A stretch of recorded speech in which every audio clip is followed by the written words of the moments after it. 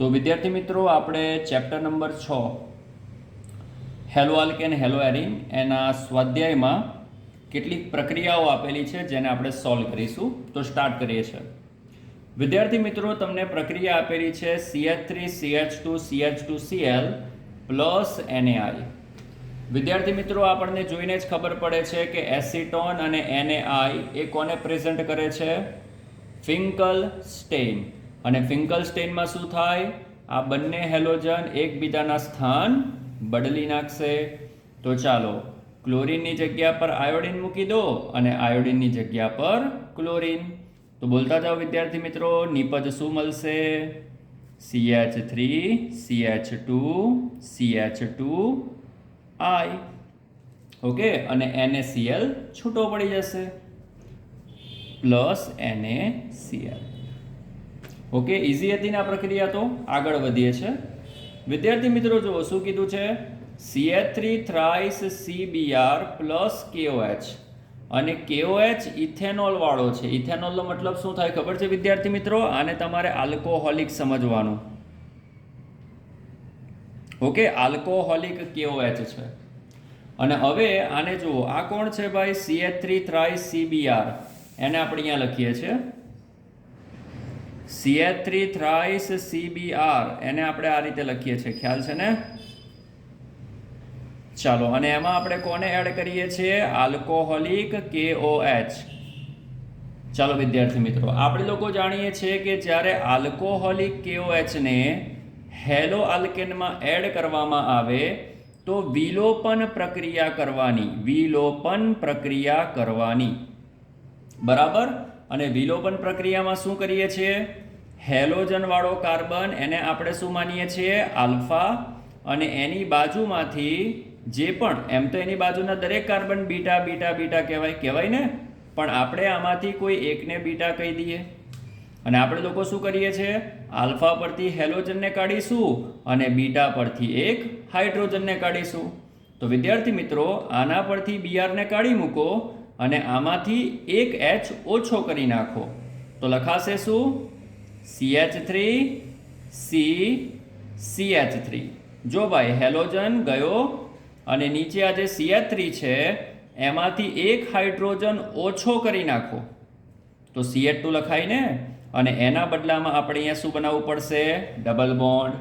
કારણ કે આની પાસેથી હેલોજન ગયો, આની પાસેથી હાઇડ્રોજન ગયો, તો એના બદલામાં ડબલ બોન્ડ બને કે ના બને? તો વિદ્યાર્થી મિત્રો, આપણી નિપજ આ મળશે. CH3CCH3 double bond CH2. તો અહીંયા લખી નાખીએ છીએ CH3C CH3. આપણે આ રીતે લખીએ તો પણ ચાલે ને, ડબલ બોન્ડ CH2. હવે વિદ્યાર્થી મિત્રો, થોડુંક એક્સ્ટ્રા માહિતી તમને આપી દઉં છું કે જો ભાઈ આપણો જે હેલો આલ્કેન છે ને, એ હેલો આલ્કેનની અગર તમે આલ્કોહોલિક KOH સાથે પ્રક્રિયા કરો ને તો તમારી જે પણ નિપજ બનશે ને તે આલ્કીન હશે. એનો મતલબ કે તમારે એમાં વિલોપન કરાવવાનું. વિલોપન જેમ કે આપણે અહીંયા કરાવ્યું, બરાબર ને? આલ્કોહોલિક KOH હતો એટલે. પરંતુ આગળ હું તમને ઘણા પરિવર્તનોમાં બતાવીશ કે આપણે હેલો આલ્કેન એમાં ઓનલી KOH નાખીશું, KOH એક્વિયસ. તો KOH એક્વિયસ એકલો હોય, આલ્કોહોલિક ના હોય, તો યાદ રાખજો હેલો આલ્કેનમાંથી તમારે બનાવવાનું આલ્કોહોલ. બરાબર? આ જે હું તમને છે ને એક્ઝામ્પલ આપીશ, ફોર એક્ઝામ્પલ લઈ લો. માની લો તમારી પાસે CH3CH2CH2Br છે. હવે હું તમને એમ કહું છું, એકવાર તું આની અંદર નાખ KOH એક્વિયસ. જો ભાઈ KOH એક્વિયસ નાખો ને તો શું કીધું? આલ્કોહોલ બનાવવાનો. આલ્કોહોલ કેવી રીતે બને ભાઈ? Br હટાવવાનો અને OH લગાડી દેવાનો.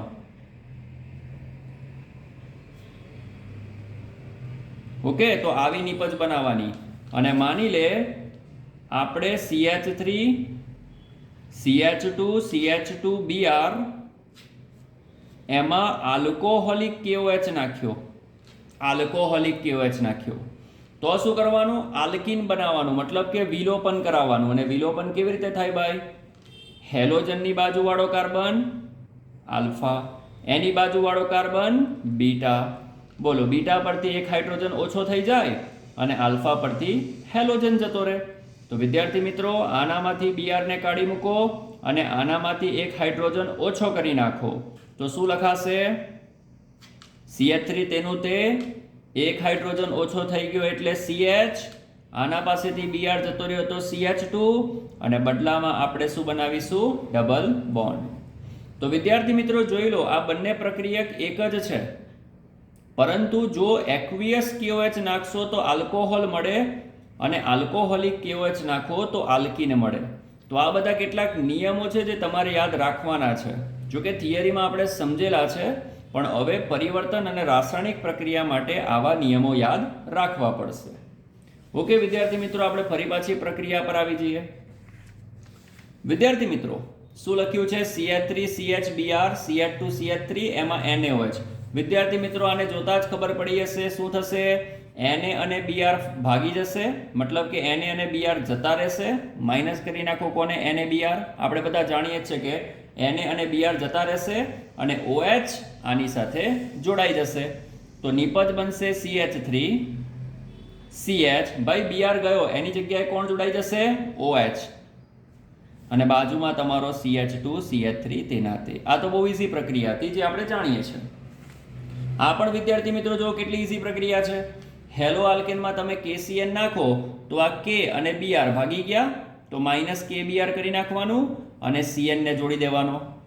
તો જવાબ આવશે CH3 CH2 Cn. વિદ્યાર્થી મિત્રો, આ પણ કેટલું ઈઝી છે. Na અને Cl જતા રહ્યા, માઇનસ NaCl અને નિપજ શું મળશે?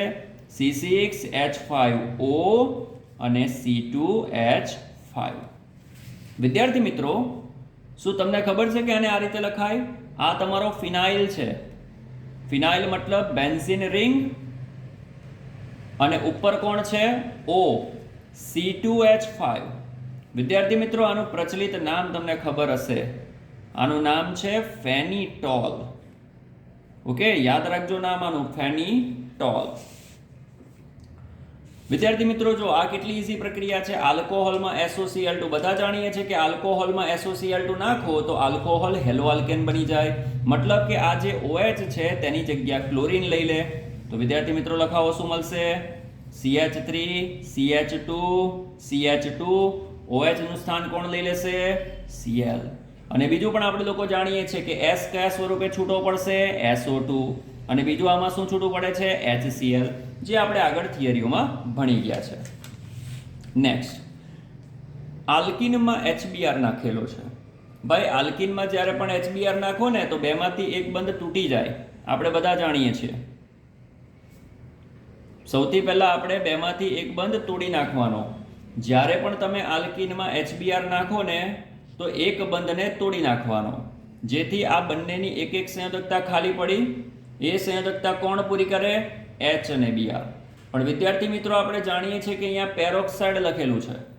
પેરોક્સાઇડનો મતલબ માર્કોનિકોવનું ઉલટું કરવાનું, પ્રતિ માર્કોનિકોવ. પ્રતિ માર્કોનિકોવ શું કહે છે? હેલોજન કોની પાસે જશે? જેની પાસે હાઇડ્રોજન વધુ હોય. આપણો માર્કોનિકોવ શું કહેતો હતો?